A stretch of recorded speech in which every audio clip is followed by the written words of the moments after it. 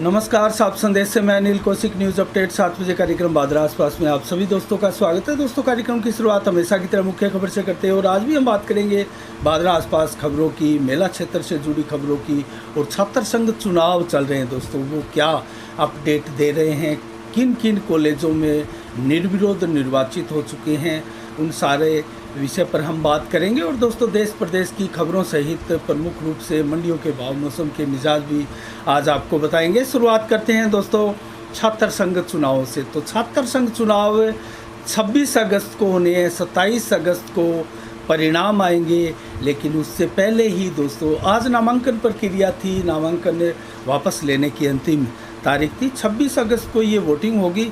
और दोस्तों, कई कॉलेजों में निर्विरोध निर्वाचित हो चुके हैं कुछ छात्र।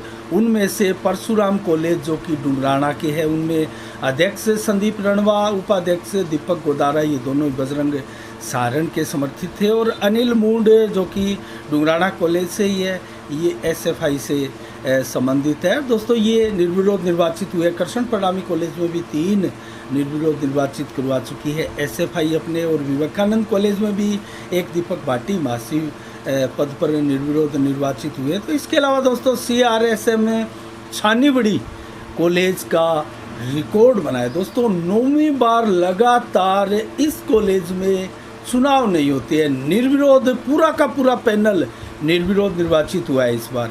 और उसमें अध्यक्ष सचिन बंवरिया ABVP के हैं और उपाध्यक्ष चंद्रशेखर कुलड़िया, ये भी ABVP के हैं। दोस्तों, पूरा का पूरा पैनल निर्विरोध निर्वाचित यहाँ हुआ है। और कांटे की टक्कर अगर देखें तो यहाँ राजकीय कॉलेज और महाराजा अग्रसेन कॉलेज में कांटे की टक्कर छात्रों के अलग अलग संगठनों के बीच में देखी जा रही है। और महाराजा अग्रसेन कॉलेज में भी रवि दोस्तों सचिव पद पर निर्विरोध निर्वाचित हुए, ये भी एसएफआई से है। और इन सभी का विधायक बलवान पूनिया ने जो निर्विरोध निर्वाचित हुए एसएफआई के, उनका सभी का स्वागत किया। और कल आपने देखा था बजरंग सारण ने एक रैली के साथ विजय जुलूस निकाला था, जो परशुराम कॉलेज डुंगराना में अध्यक्ष और उपाध्यक्ष पद पर निर्विरोध निर्वाचित हुए उनको लेकर। और जो ABVP के निर्विरोध निर्वाचित हुए हैं छानी में, उनका भी शानदार स्वागत ABVP और भारतीय जनता पार्टी के कार्यकर्ताओं ने किया। तो दोस्तों,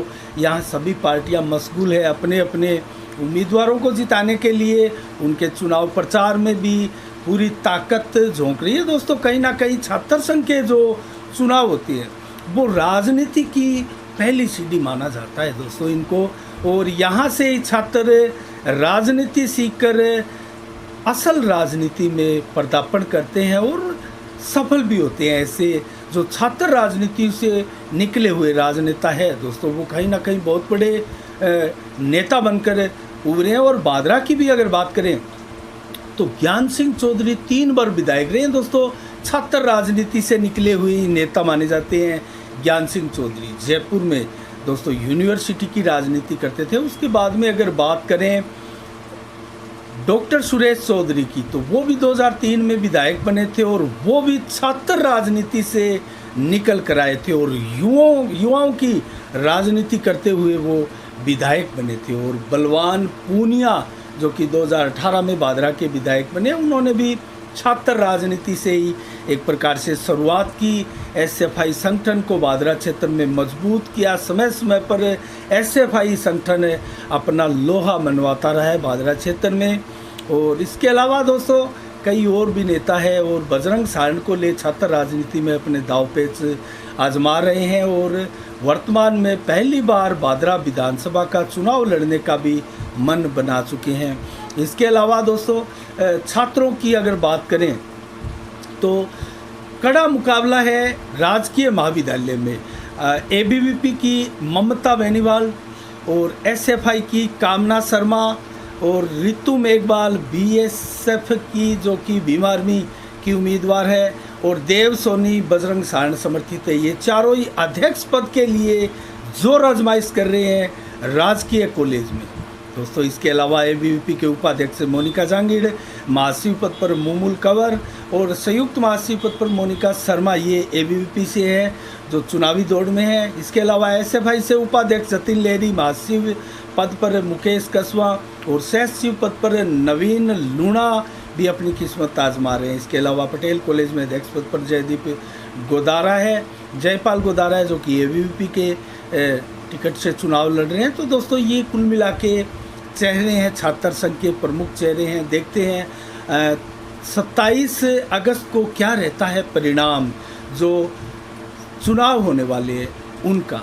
तो दोस्तों इसके अलावा 6 मनोनीत पार्षदों की चर्चा भादरा कस्बे में आज चारों ओर होती रही और विधायक बलवान पूनिया ने इन सभी 6 निर्वाचित पार्षदों का, जो कि मनोनीत किए गए हैं, माफ़ कीजिएगा, मनोनीत पार्षदों का स्वागत किया माला पहनाकर।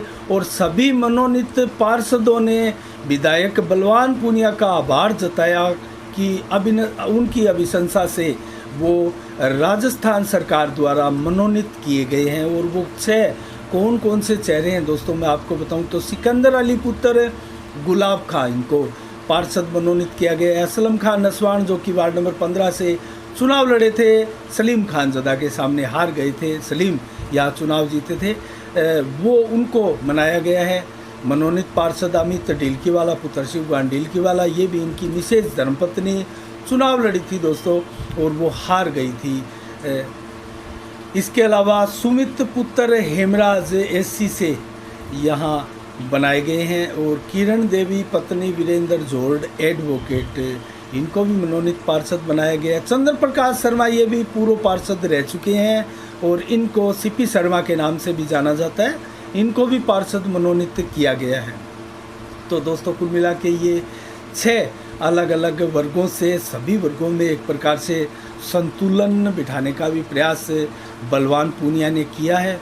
सभी वर्गों से तो संभव नहीं है, लेकिन दोस्तों कुछ वर्गों को खुश करने का प्रयास किया है और 6 पार्षद मनोनीत किए। देखते हैं नगर पालिका में ये कहाँ तक अपनी भूमिकाओं का निर्वाह करते हैं। अभी 1.25 साल का समय है शेष और इसको इस प्रकार से भी माना जा सकता है कि 1.25 साल के लिए इनका कार्यकाल आप समझ सकते हैं, क्योंकि माननीय अशोक गहलोत मुख्यमंत्री साहब कांग्रेस के जो है वो उनका कार्यकाल 1.25 साल का शेष बचा है। उसके बाद में 2023 दिसंबर को चुनाव होंगे और चुनाव में कौन बाजी मारता है नए सिरे से, फिर उसके बाद में मनोनीत पार्षद जो है वो आगे फिर मनोनीत किए जाते हैं और नई सरकारों द्वारा, नए विधायकों द्वारा ये प्रक्रियाएं एक प्रकार से अपने खास समर्थित कार्यकर्ताओं को ये उपाधियां दी जानी होती है। लेकिन दोस्तों बात करें नगर पालिका की, तो क्या नगर पालिका की स्थिति वर्तमान में चल रही है? 40 पार्षदों का जो वार्ड है उनकी हालत क्या है दोस्तों? नगर पालिका में भ्रष्टाचार चरम पर है और जो सीवरेज की योजना भादरा की सबसे बहुत बड़ी और बहुमुखी योजना है, वो कम से कम अभी भी ये योजना पूरी ना होना दोस्तों कहीं ना कहीं कस्बा वासियों को बहुत भारी परेशानी का सामना करना पड़ रहा है। जहाँ भी आप वार्डों में देखेंगे, यहाँ सीवरेज के चैम्बरों के तमाम ढक्कन आपको टूटे हुए मिलेंगे और कितनी बार उनको अब तक बदला जा चुका है। बहुत से वार्डों में सीवरेज जहाँ चालू हो चुकी है, वहाँ दोस्तों कम से कम वार्डों में स्थितियाँ ये प्रकार की बन रही है कि आगे नहीं जाकर बैक मार रही है। जो गंदगी उन सीवरेज के नालों में प्रवाहित होती है दोस्तों, वो ओवरफ्लो होकर वार्डों में जीना लोगों का दुश्वार कर चुकी है बहुत से वार्डों में।